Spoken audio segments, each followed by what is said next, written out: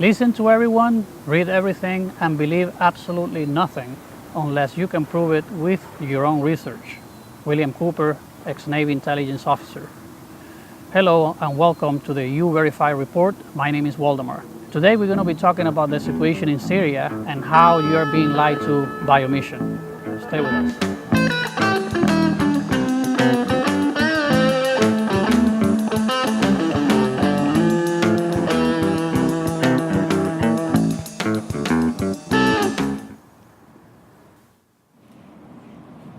Back in 2013, the Obama administration was pushing for regime change in Syria.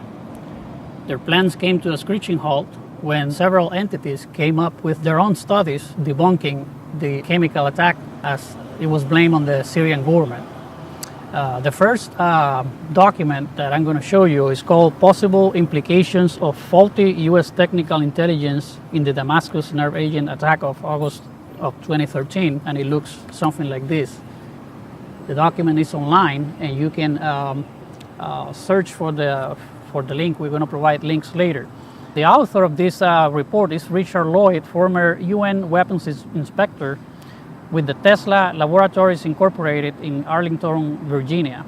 It's a very credible study by somebody with the Massachusetts Institute of Technology, a very reputable scientific institution. On some of the highlights from this report, Syrian improvised chemical munitions that were used in the August nerve agent attack in Damascus have a range of about 2 kilometers. The UN independent assessment on the range of the chemical munition is in exact agreement with our finding. This indicates that the munitions could not possibly have been fired at the East Ghouta from the heart or from the eastern edge of the Syrian government control area, shown in the intelligence map.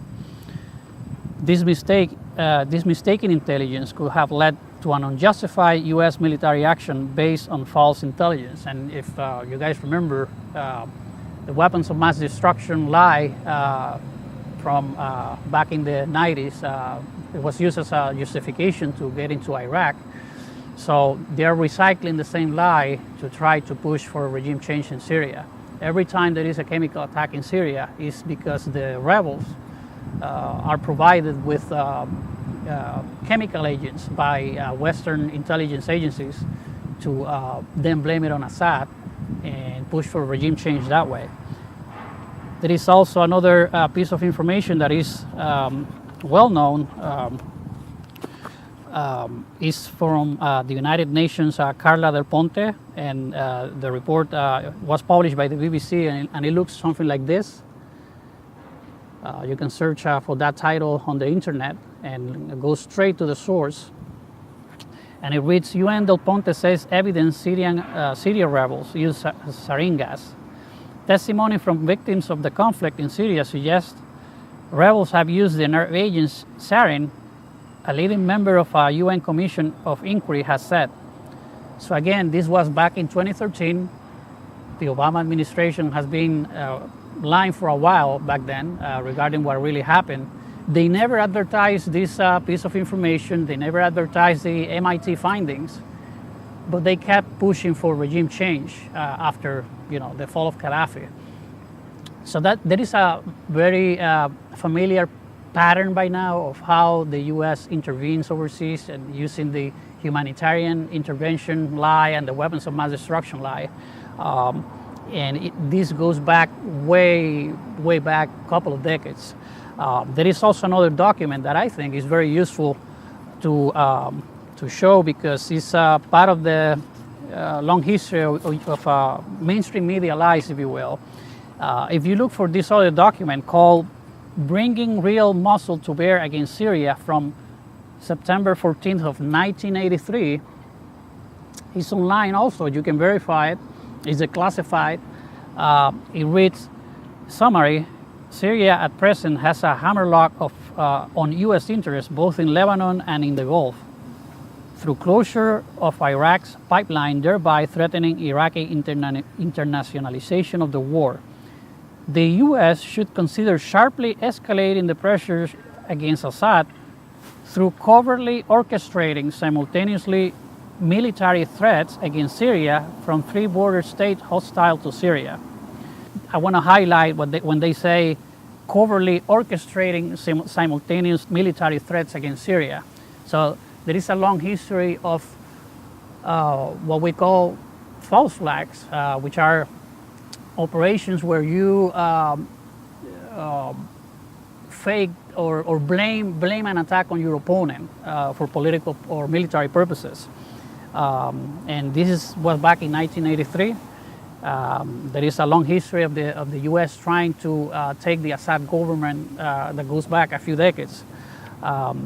If you keep looking online and you search for different documents, you're going to see there is a vast array of information and public documentation that only by taking the time to verify all of this, you will learn really what's going on and what's happening. I want to show you a document that most Americans still don't know about. It was declassified by an accident in 2000. It's part of our history, and it's at the National Archives. And the name of the document is Operation Northwoods, and it looks something like this. And it was a military plan that was presented to John F. Kennedy in the 60s to justify regime change in Cuba. In this document, they lay out all the different scenarios that they had back then to manipulating public opinion to justify military intervention there. And one of the plans, many of the plans included things like fake attacks on military bases in Cuba, crashing airliners by remote control and blaming it on Castro, committing real acts of terror in Miami, Florida cities, Washington, D.C., and blaming it on Fidel Castro.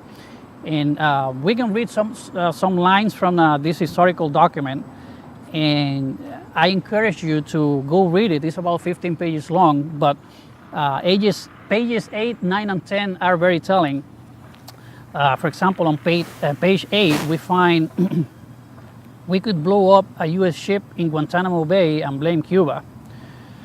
We could blow up a drone unmanned vessel anywhere in the Cuban waters.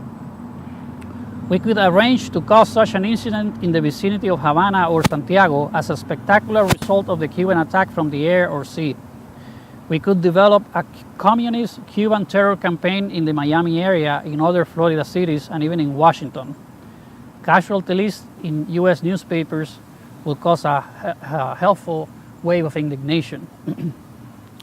They were talking about fake funerals, conducting fake funerals, fake massacres,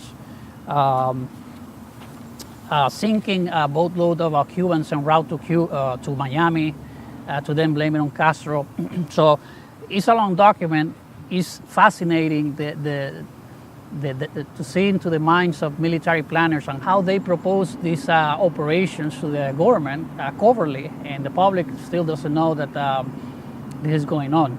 So if you go online and search for the definitions of false flags and historical non-contested examples like Operation Northwoods, Operation Gladio, Operation Ajax, this is all part of the history that we are not told, or it's not advertised by the mainstream media, but that you can verify on your own.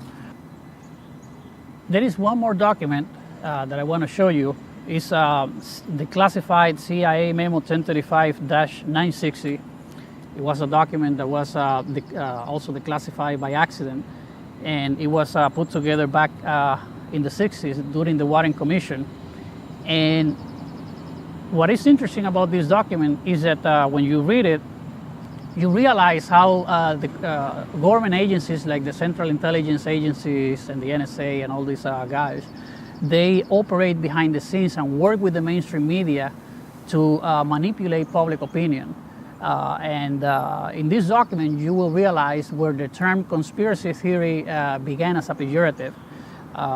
It is very telling. I encourage you to go and look it up. And but in the meantime, we're going to switch gears and move to back to Syria.